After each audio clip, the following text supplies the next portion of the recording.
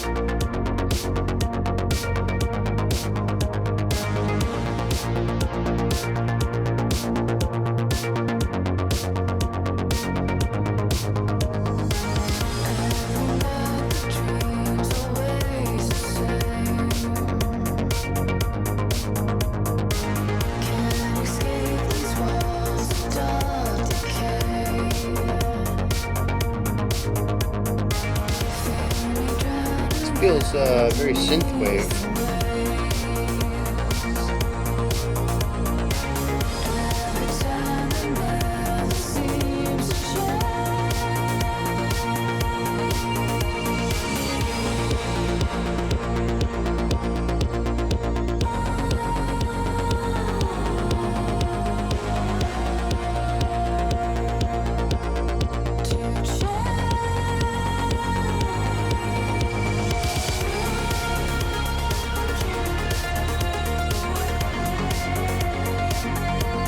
Love the held out notes in the melody on top of the faster moving synth stuff on the bottom.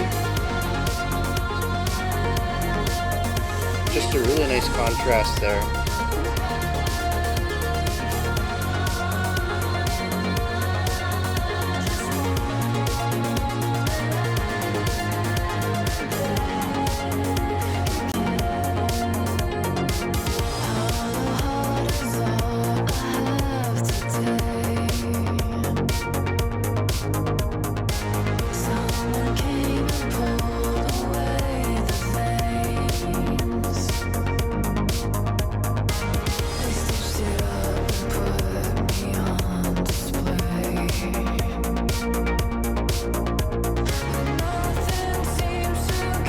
Looking at that volume over there, it is just solid.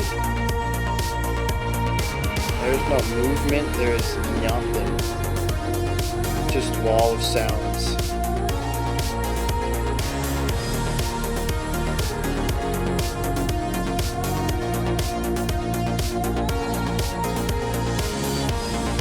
I like that counterpoint there with her doing the vocalizations, just holding the note and slurring between. Holding a syllable and slurring between pitches, and then the synth melody against it.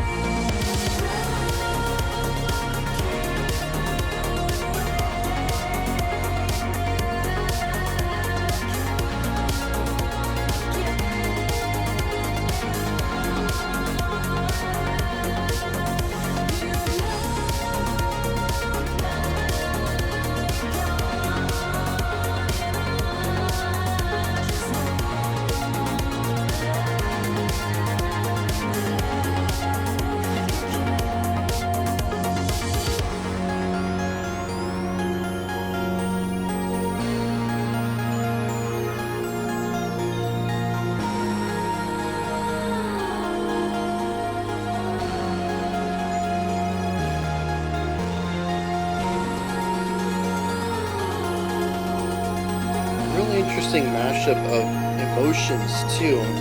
The vocals are a bit drearier, whereas the music is a bit brighter. and they're all very relatively center. It's like just a hair brighter than neutral and just a hair drearier than neutral. I think this is why they fit together well.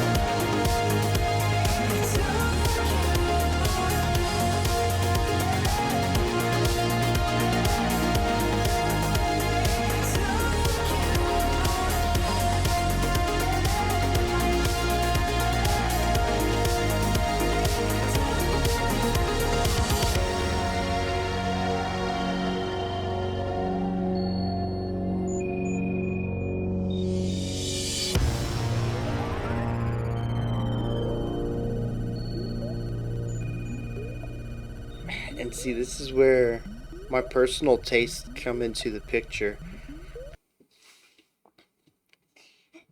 The electronic music that I've enjoyed in the past tends to be more diverse, and I don't want to say higher production, but more sounds being presented throughout the track. And so when I hear the ideas at the end, those chirpy sounds, and playing around with that swoopy fade in, um, and all of that in the last 8 seconds, I couldn't help but think, man, where was this stuff in the other 5 minutes of the track? I don't know that it necessarily needed it. As a synthwave track, I think it's fine. In fact, it has the vocals on top of it, which kind of elevates it more into the mainstream sphere with the pop style vocals. It has lyrics to latch onto, which allows the music to be a hair bit more repetitive. Since the words themselves have contrast, I'm going to assume there's probably a chorus in here, but the verses are probably different. So there's elements that can provide contrast and cover up a little bit of repetition in the music. Whereas if the lyrics weren't there, the music would need something else to keep me at least interested in it. Though I suppose also as dance music, this probably would work just fine as it is a background to an activity. So again, context is really important here. I might be listening to this track outside of its intended environment. Although, given the nature of the lyrics, I have a difficult time picturing this at a club, and I feel this is more of casual listening or personal listening music more so than traditional EDM, which is instrumental and still rather repetitive and singular in vision. But like I said, I can't help but wish there was something more to this track. It's a fine synthwave track, but it could be a little more. But as I've said in the past, it's not always good or even healthy to wish that people were doing something other than what they were. What my idea of here, which would be the synthwave basis with more variation and ornamental ideas, might not be synthwave. It might be a different offshoot. I know techno in general, electronic music in general, has so many different subgenres. It makes metal look like there's so few. It's possible that it goes into an area that Perturbator didn't want to make. A style of music they're not fond of. The idea of complexity equals good is not it's not a valid argument. And while I do think I would enjoy something with a little bit more complexity, that's obviously not what they wanted, and it's not fair to approach this song wishing it was something that it wasn't, that it did something that it didn't. It's an interesting thought experiment. What if this song had done this other thing? But, you know, that's as far as it can go. It's not a line of thought for criticism because at that point you might as well say, well, this would have been better if it was a metal song, or this would have been better if it was a classical song. So it just doesn't have much of a purpose. Diving into what the song actually is and what it actually did, we have a synth track that sits above a four on the floor bass kick, and we have a vocal melody that sits above that. The synth line is a series of eighth notes that hover around a pedal tone, if I remember correctly. Um, the synth line has a bit of brightness to it. It is bouncy through the accentuation, and parts of it tend to push more towards an optimistic atmosphere, I guess you'd call it, optimistic emotion. Whereas the lyrics that contrasted, the vocal work is long, held out notes with more of a dreary or sorrowful element to it that pushes against what the synth is doing. And that contrast, that complexity there is what I think really drives a lot of the heart of this song. This contrast is presented further into the track as well when we hit the chorus, which doesn't really change a lot from our verse, but elevates the vocals into more than just long held out notes, and we add some vocalized slurs throughout there where she sort of picks a single symbol, a single syllable, hits a note, and then sort of just sort of glides between notes. Musical term, we typically call it slurring, but uh, it depends on instrument and genre. Guitars, we typically would call it a slide. I actually don't know if there's a vocal term for it. I'm gonna stick with slurring because that's what I grew up on. That's classical music stuff right there. But yeah, we have a few of those, and the synthesizer takes more of a melodic role, moving away from a pedal note idea and more into melodic flow of rising and falling ideas. And we even see a variation or a type of counterpoint in our second chorus where the vocalizations take on a melodic role as well instead of an ornamental one juxtaposed against the synth melody. And while it is a bit of a soft counterpoint in that neither of the lines are exceptionally strong melodies, it is an example of counterpoint in the track. So that that pretty much wraps up the song. We have a four on the floor bass line. We have constant eighth notes on our synth, and we have a beautiful melody from the vocals, very airy. And the synth and the vocals tend to contrast each other in every section. Yeah, that's oddly enough, that's the whole song right there. Um, what does it say to me? I don't have a strong read on it right now. It feels very surface level in that it is a dance song. It is very light on details musically. We do have that contrast between our two higher range instruments, our two main leads, both contrasting in note length and in emotional resonance. It really could lead to a lot of things. At the very basis, if the song is a sad song, which would pair the lyrics with the vocal melody, as far as emotion goes, we could have a dancing through the pain element of going through a tough time in life and utilizing dance to act as a vehicle for addressing or dealing with the grief.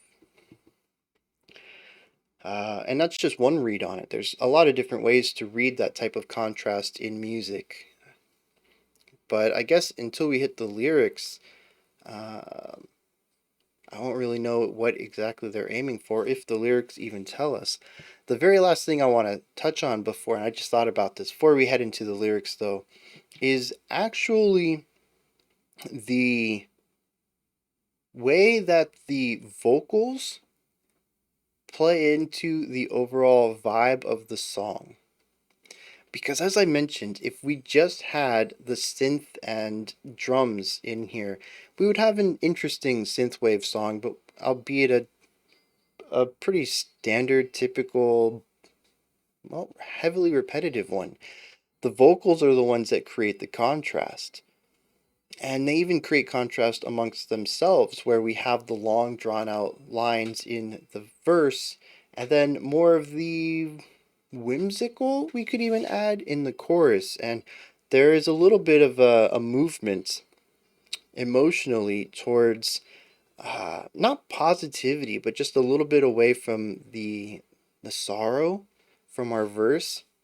And I almost wonder if the song is specifically doing that dancing through the pain concept, because as the song progresses, the vocals tend to brighten up just a hair bit in a way that feels like they're progressing towards whatever, getting to the other side of this pain.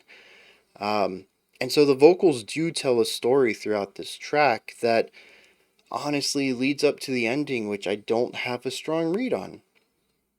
You know, there's some beeping. At first, I thought it was in, what is it, a heart monitor, EKG? I don't know. I don't know the term for it.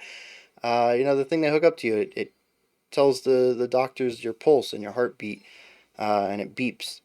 And you don't want it to have one long beep because that's the flat line, whatever that device is. That's what I thought it was at first, but then it sort of transitions into just generic digital sounds.